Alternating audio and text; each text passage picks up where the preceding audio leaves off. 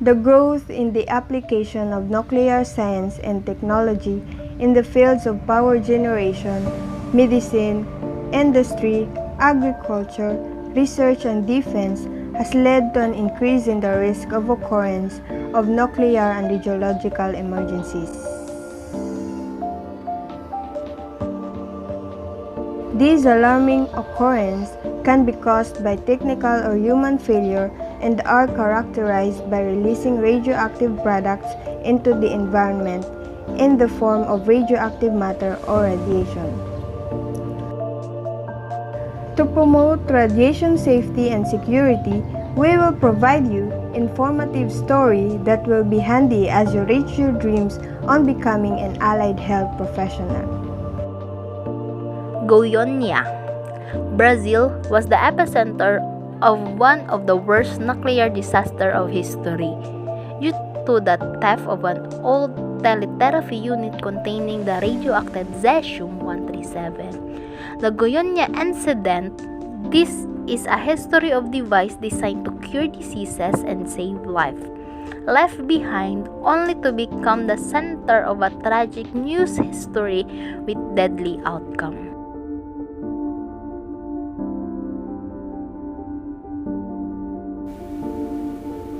In 1977, the Instituto Goiania de Radioterapia, located in Brazil, purchased a cesium-137 and a cobalt-60 radioactive source for its radiotherapy and cancer treatment facility, which operated for 8 years.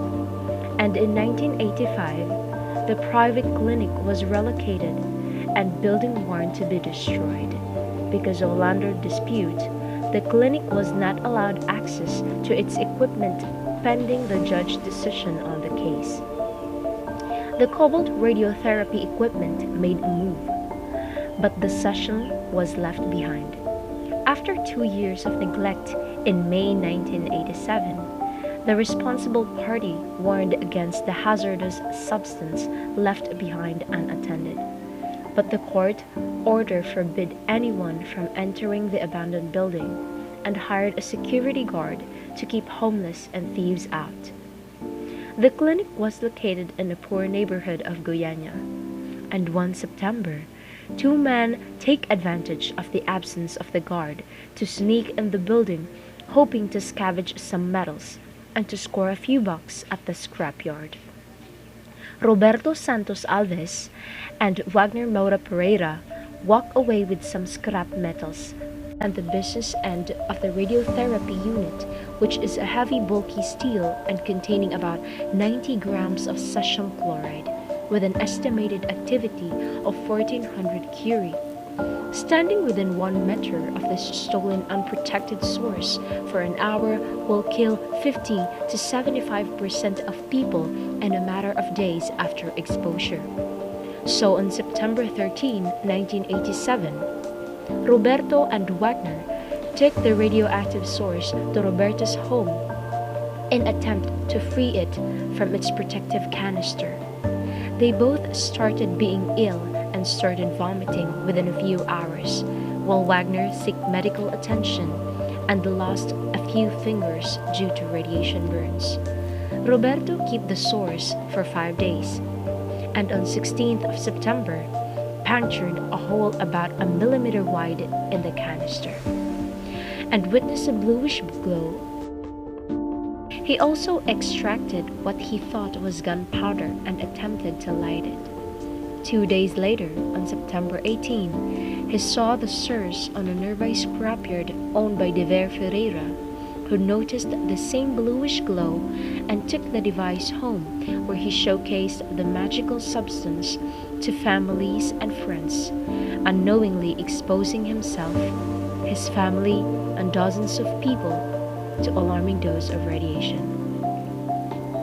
Dever's brother managed to free even more of the cesium chloride, which crumbles in his fingers. He brought it home, where his 6-year-old daughter, playing with the substance, smeared it in her body and ate a sandwich contaminated with cesium. Meanwhile, Dever Ferreira's wife became sick and began to suspect the device, her husband brought home was the cause of the sickness. So, on September 28, she claimed the sesame source back from the rival scrapyard, bagged it, and took it on a bus ride to a nearby hospital, but the damage has been done. Panic continued. 112,000 people were checked for radiation, 250 of which were being found contaminated. 28 had radiation burns on their body, and 50 had ingested some sesame. Contamination were found in over 40 city blocks, 85 homes significantly contaminated, 41 evacuated, 7 had to be demolished, and several feet of dirt was removed. Cleanup generated 3,500 cubic meters of waste that cost $20 million. People panicked, business and tourism dropped. Contamination were found over 100 miles from Goiania. Wagner and Roberto both suffer radiation sickness, amputation and depression, but survived. Ferreira's wife, Maria Gabriela, who alerted the authority, died at the age of 37 after receiving an estimated dose of over 570 rem. 2 of Ferreira's scrapyard workers died of radiation sickness at age 22 and 18. Her daughter died on October 23rd, 32 days after her first exposure to the sesame source. She was just 6 years old. Despite receiving over 700 rem, Diver Ferreira survived with burns and amputations and fallen in a deep depression and committed suicide 7 years later.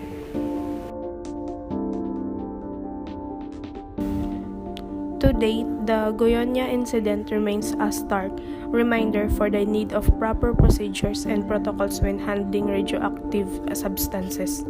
And according to Eliana Amaral, IAEA Director of Radiation, Transport and Waste Safety, before the 1987 accident, the regulations were weak when it came to controlling radiation used in medicine and industry worldwide.